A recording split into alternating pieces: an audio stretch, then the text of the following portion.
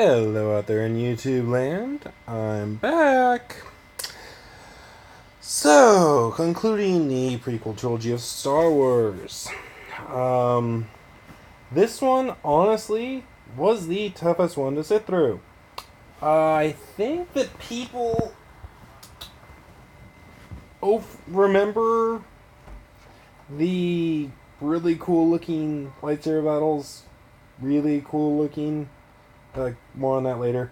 And forget how about half of this movie, nothing happens. Literally, nothing really happens until a little over an hour in. A few things here and there, but yeah. So that's the first thing I would change. I would pace the thing a little better. Another thing is the passage of time in this movie is crazy. Like it needed to be fixed. The pacing was weird. Like, okay, so we find out, or we start out by finding out early on that Padme is pregnant with Luke and Leia. Of course, we know who it is, whatever. Yeah. By the end of the movie, I mean, it feels like in the movie, this takes place over a couple months tops. Like, that's really pushing it. It really feels like a couple weeks. But by the end of the movie, right after Anakin and Obi-Wan's big lightsaber battle, that's pretty much the one of only 3 entertaining parts in this movie,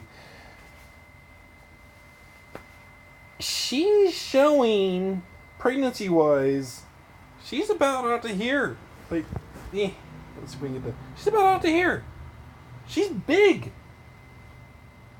Where did that come from? Like, this movie gives you no sense of actual time. And they're traveling between star systems. Like, I know, okay, light speed travel, but come on, star systems. Traveling between them in what seems like minutes. Yeah, that needed to be fixed too. The whole time passage thing. This whole prequel trilogy, but especially the first one and actually no, I can't even say that. They were all pretty bad as far as that goes. They needed big script rewrites. Like, the writing was just clunky. The character motivations, they got better in the second movie. But then again in the third movie, they're worse than the first one. What happened? Like, one that really bugged me. There were a couple. Towards the end. Where Yoda falls.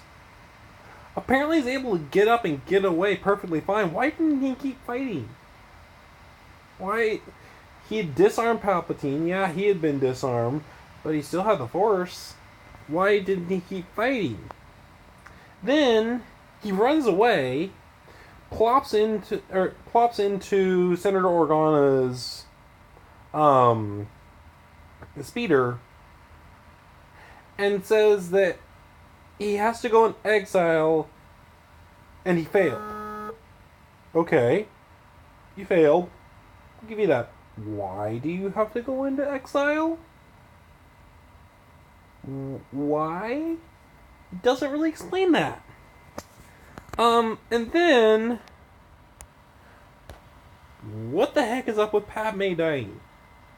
They don't give any explanation except for, well, she's lost the will to live. Okay, why? What mother would not, after seeing her newborn children, having just been born, have the will to live? Okay, yeah, she lost Anakin. Okay. Her kids need her. Why has she lost the will to live? Come on. Come on, seriously. And she doesn't look like she's dying. She doesn't look weak or sickly or anything. She just pushed 2 kids out. Which, by the way, they need to do a better job with that, because they said they need to operate and then it just shows her giving birth. At least give her a C-section and say, oh, there was a complication with the C-section and she died. Come on. I thought of that Literally just now. They said when they got her when they came up to the medical area, if we don't operate quickly, we're going to lose the children. Okay. Actually, have it so that Anakin did damage to her. See, when they said we don't know why she's dying, she's lost the will to live, they said we don't know why she's dying. We can't find a reason health why she's perfectly fine. Well, have them say her throat has been damaged or something has been damaged by what Anakin did to her. We need to operate quickly because the kids are in trouble. The children are in trouble. Not necessarily her life is in danger at that point. And then have her die because of complications from the surgery, the operation. That would make sense. I mean, seriously. I started kind of backwards here. Going back to the beginning. When Anakin in the beginning, his transition to the dark side was so quick. Seriously, it was ridiculous. Like, he went from, you're the Dark Lord of the Sith that we've been looking for, to turning on the Jedi and still believing all the lies. It's like, dude, really? Have there be more conflict. Have there be more, like, turmoil there. He knows that the Dark Lord of the Sith they've been looking for has been plotting to take over. Then he believes Palpatine when he says, oh, well, no, the Jedi are going to try and assassinate me. The Jedi are going to try and take over. What? Really? Come on. Have there be like an inner monologue. Have him confront his dark side inside his head. Seriously. That would have made it make more sense. Show the conflict going on in Anakin's head. Maybe have him have a lightsaber duel between his light side and his dark side in his head. That would have been more interesting than what they did. I mean, the entire first part of the movie is showing Anakin conflicted. They still didn't do much relationship building between Anakin and Palpatine. They did a terrible job there too, by the way. They needed to build more relationship there to make it more believable. That was one thing that feeds into this rant right now. They needed to do something to actually show that conflict. Movies are a visual media. Show, don't tell. All they did was exposition dump. And it sucked. Like, it did not do well. And it was just frustrating because it seems like in the movie, Anakin just does a heel turn. He goes from being friends with Obi-Wan and trusting the Jedi to hating Jedi and hating Obi-Wan and thinking they're all against him. It feels like the writer just got really lazy. He's like, okay, this needs to happen because this is what happens in the original trilogy and this needs to feed into that.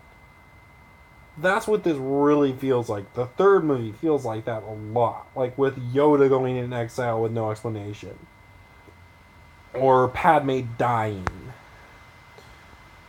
Oh, this happened in the original trilogy. They said this in the original trilogy, so we gotta do this. Oh, well, what's the explanation? Oh, who cares? Come on! I could have written a better script than that. And I have zero script writing training. I have never been trained to write a script in my life. And I could have written it better than that. For Yoda, let me just give a explanation here. For Yoda, brief explanation why he has to go to exile. He's injured. Actually, have him get injured. Have him show an injury. I can't fight right now. I need to go into exile and heal. No, because then he could still give advice. I mean, really, honestly, the original trilogy never really gave an explanation for why Yoda went into exile either, to be fair. Although it never really said that he went into exile. To my recollection, I would have to rewatch that. Correct me if I'm wrong in the comments. I don't think the original trilogy ever said that he went into exile. Or that he went into exile right after the Emperor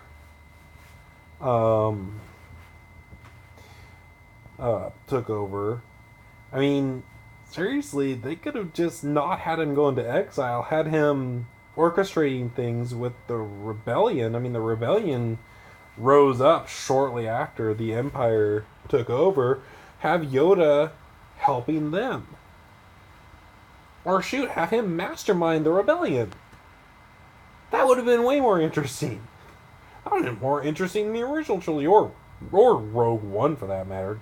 I'm not going to go there though.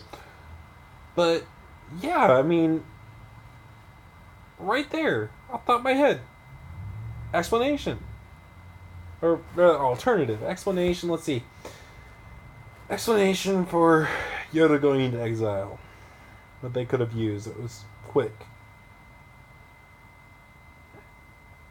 He needs to go into exile to figure out a way to overthrow the Emperor.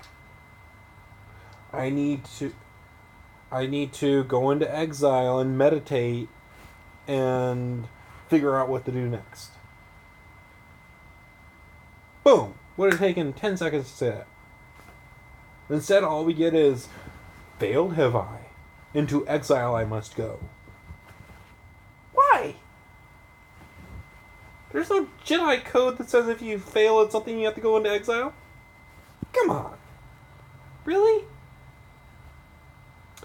So, yeah, it feels like they were just kind of doing a connect the dots thing. Like, okay, we gotta wrap this up. You gotta connect this dot to this dot, and this dot to this dot. Character motivation? Oh, no, don't worry about that. It because it happens in the fourth movie. That'll be their motivation.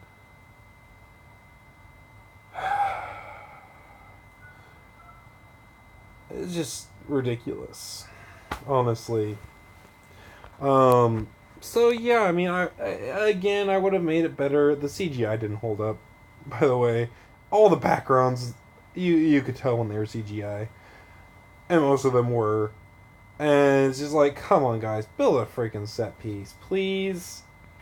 It looks better, it holds up better, and it just, it's better. Like, it's actually there. It looks better. It will hold up through the ages. I mean, perfect example of that. Watch Jurassic Park again. You know why Jurassic Park, the original movie, holds up? Like the T-Rex scenes and all that? Because that T-Rex was actually there. It was animatronic. I mean, all these movies that people hold up and say, this is a fantastic movie and it looks great even 30, 40 years later. Like the original Star Wars movies. You know why? Because they used practical effects that look good and are timeless. CGI is not timeless. Okay, CGI, it ages. As technology gets better, older CGI looks worse. Prime example of that, look at Jurassic Park The Lost World. That looks awful, CGI-wise. Although Jurassic World didn't look all that great. They kind of took a step back there from what I saw. Because I haven't seen the whole movie, but I've seen parts of it. From what I saw, the original Jurassic Park... Because they did use some CGI. The original Jurassic Park CGI actually looked better than Jurassic World. It's kind of sad. But anyway, for the most part though, older CGI, yeah, it looks like garbage by today's standards. It doesn't age well. So use practical effects. Oh boy. As usual, Hayden Christensen had his chemistry with Natalie Portman was a little better in this movie, but it was still really, really poor. And oh gosh, the whole scene at the end. No, really. Just cut that out. Don't have him say that. It's unnecessary. Just show the stuff in the surgery room or whatever you want to call it, crushing.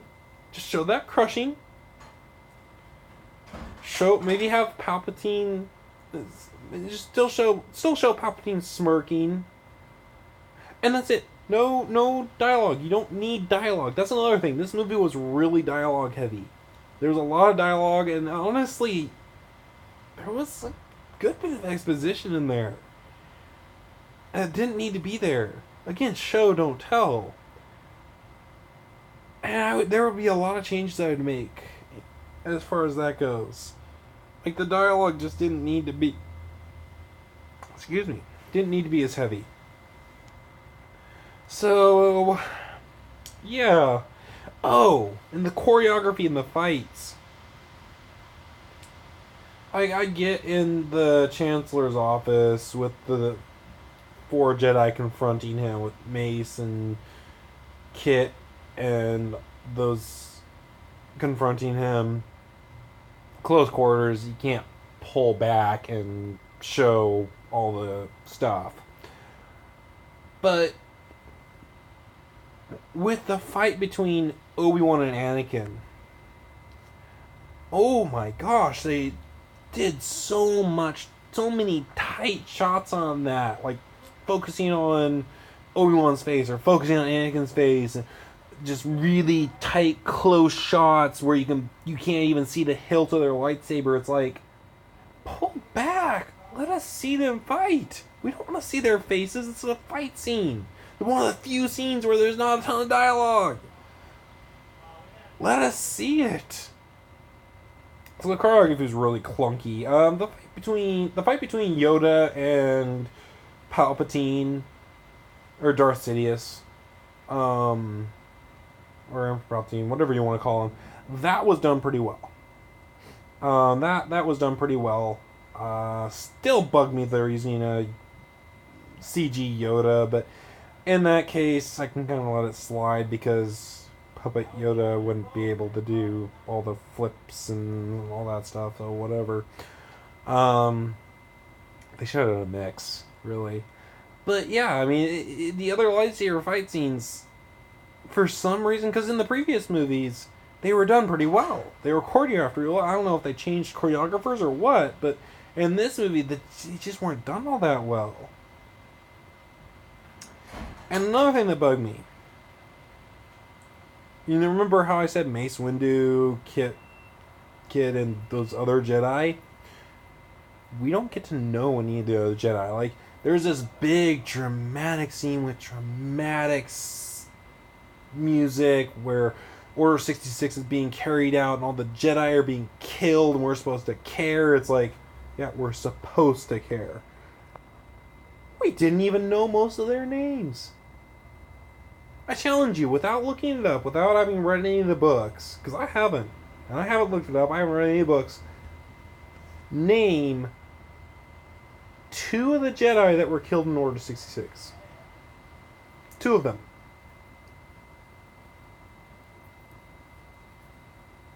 I can't. I didn't even know their names. And you've got this big, dramatic, swelling music, and it's cutting between these scenes of these Jedi that are looking all confused, and then trying to fight for their lives and dying, and I don't even know who they are. I couldn't care less. I'm just watching it going, Hmm. I bet they have a really interesting story. I bet, I bet this is heartbreaking for them because they've been fighting side by side with these clones for 10 years, but we didn't get to see any of it. I didn't get to see any of it. I don't know who that is. Well, a Jedi died. Bunch of Jedi died. That's kind of sad. That's about the extent of my reaction to that. Cause yeah, there really wasn't much else I could have reacted as far as that goes. Um, because I didn't know any of them.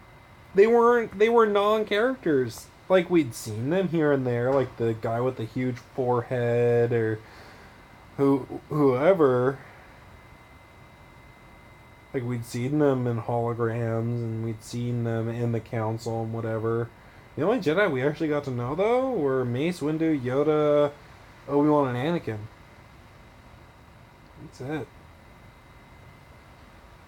And then when Anakin went into the temple to kill the younglings, yeah, that was pretty sad.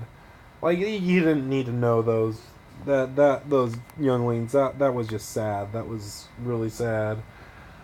Um, Something that kind of frustrated me though. Not frustrated, but it was a weird choice.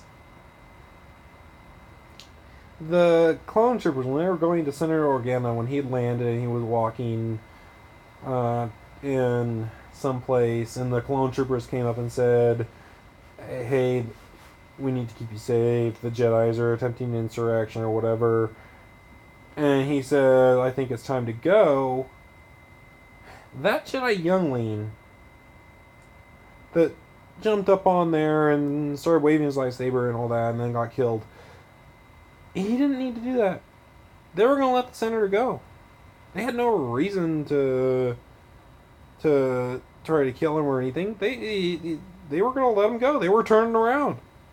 He turned around to leave, and they turned around to leave too. They were starting to.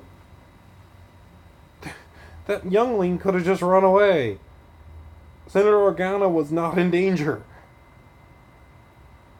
So yeah, that just kind of bugged me. I don't know why. Nothing wrong with it per se. It's just kind of one of those why did they do that type things. So yeah, there's a lot to say about this movie. There's a lot to say about the other movies. Just something that just they could have been done so much better. They really could have. And I honestly wish that Disney would do remakes. I mean, it's been over 10 years since Revenge of the Sith. Let's see, been 12 years since Revenge of the Sith. It's been 13. No, it's been, let's see, Revenge of the Sith came out in 2005. Clone Wars came out in 2003.